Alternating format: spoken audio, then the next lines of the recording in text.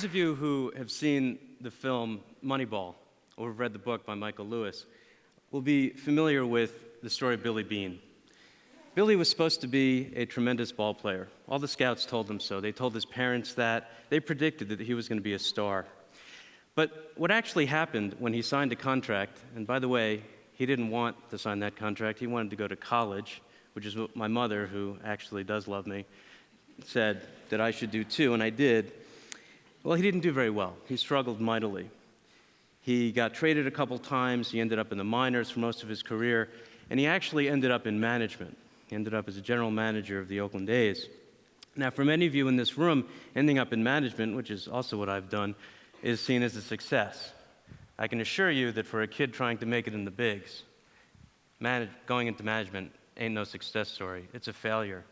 And what I want to talk to you about today and share with you is that our healthcare system, our medical system, is just as bad at predicting what happens to people in it, patients, others, as those scouts were at predicting what would happen to Billy Beane. And yet, every day, thousands of people in this country are diagnosed with preconditions. We hear about pre-hypertension. We hear about pre-dementia. We hear about pre-anxiety, and I'm pretty sure that I diagnosed myself with that in the green room. We also refer to subclinical conditions. There's subclinical atherosclerosis, subclinical hardening of the arteries, obviously linked to heart attacks potentially. One of my favorites is called subclinical acne. And if you look up subclinical acne, you may find a website, which I did, which says that this is the easiest type of acne to treat.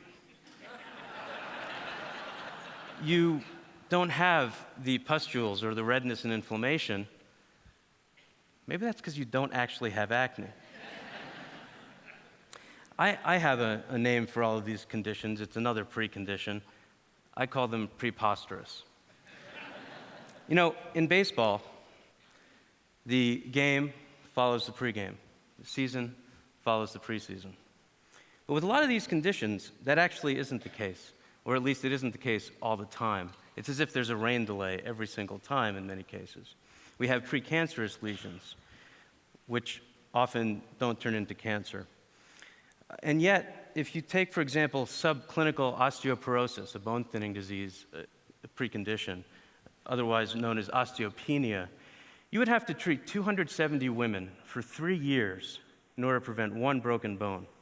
That's an awful lot of women when you multiply it by the number of women who are diagnosed with this osteopenia.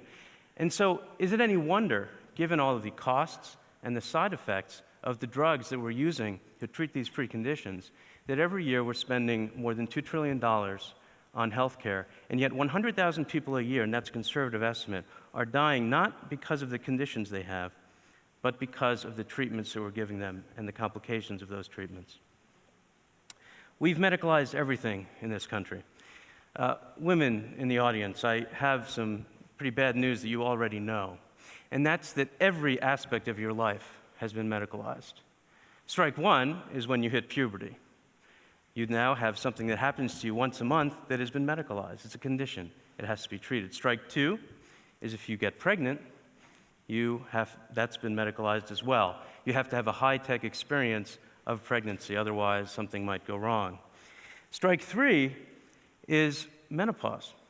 We all know what happened when millions of women were given hormone replacement therapy for menopausal symptoms for decades, until all of a sudden we realized, because a study came out, a big one, NIH funded, that said, actually a lot of that hormone replacement therapy may be doing more harm than good for many of those women. And just in case I don't want to leave the men out, I am one after all, I have really bad news for all of you in this room and for everyone listening and watching elsewhere. You all have a universally fatal condition. So just take a moment. It's called pre-death. Every single one of you has it because you have the risk factor for it, which is being alive. But I have some good news for you because I'm a journalist. I like to end things in a happy way or a forward-thinking way. And that good news is that if you can survive to the end of my talk, which we'll see if that happens for everyone, you will be a previver. Now, I made up pre-death. If I used someone else's pre-death, I apologize. I think I made it up. I didn't make up previver. Previver is what a particular cancer advocacy group would like everyone who just has a risk factor but hasn't actually had that cancer to call themselves. You're a previver. We've had HBO here this morning. I'm wondering if Mark Burnett is anyone in the audience. I'd like to suggest a reality TV show called Previver. If you develop a disease, you're off the island. But the problem is we have a system that has completely, basically promoted this. We've selected at every point in this system to do what we do and to give everyone a precondition and then eventually a condition in some cases. Start with the doctor-patient relationship. Doctors, most of them, are in a fee-for-service system. They are basically incentivized to do more: procedures, tests, prescribe medications. Patients come to them, they want to do something. We're Americans. We can't just stand there, we have to do something. And so they want a drug, they want a treatment, they want to be told, this is what you have, this is how you treat it. And if the doctor doesn't give you that, you go somewhere else. That's not very good for a doctor's business. Or, even worse, if you are diagnosed with something eventually and the doctor didn't order that test, you get sued.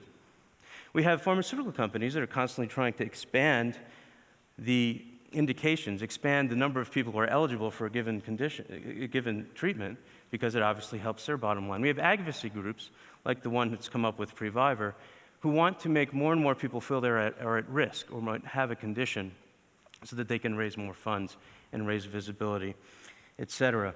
But this isn't actually, despite what journalists typically do, this isn't actually about blaming particular players. We are all responsible. I'm responsible.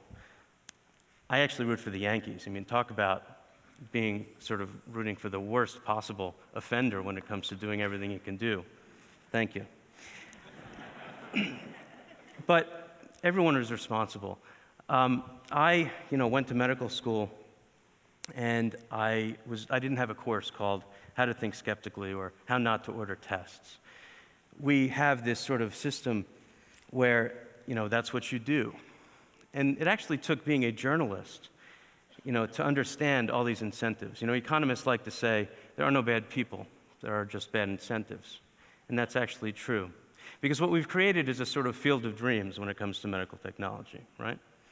So when you put another MRI in every corner, you put a robot in every hospital saying that everyone has to have robotic surgery, well, we've created a system where if you build it, they will come, as James Earl Jones famously said in the movie. But you can actually perversely tell people to come, convince them that they have to come.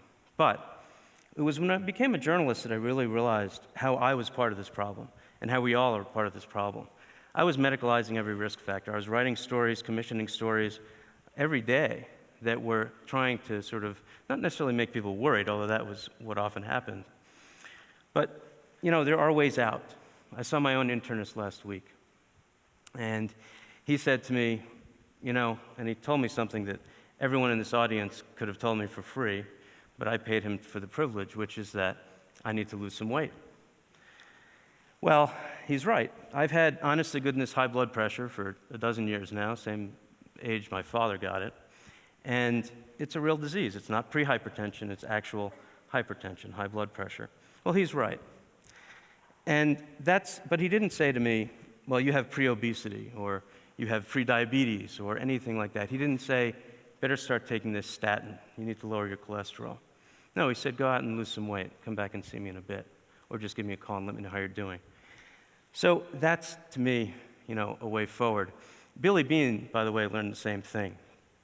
He learned from watching this kid who he eventually hired, who was really successful for him, that it wasn't swinging for the fences. It wasn't swinging at every pitch like the sluggers do, which is what all the expensive teams like the Yankees like to pick up those guys. This kid told him, you got to watch the guys, and you got to go out and find the guys who like to walk. Because getting on base by a walk is just as good. And in our healthcare system, we need to figure out, is that really a good pitch, or should we let it go by and not swing at everything? Thanks.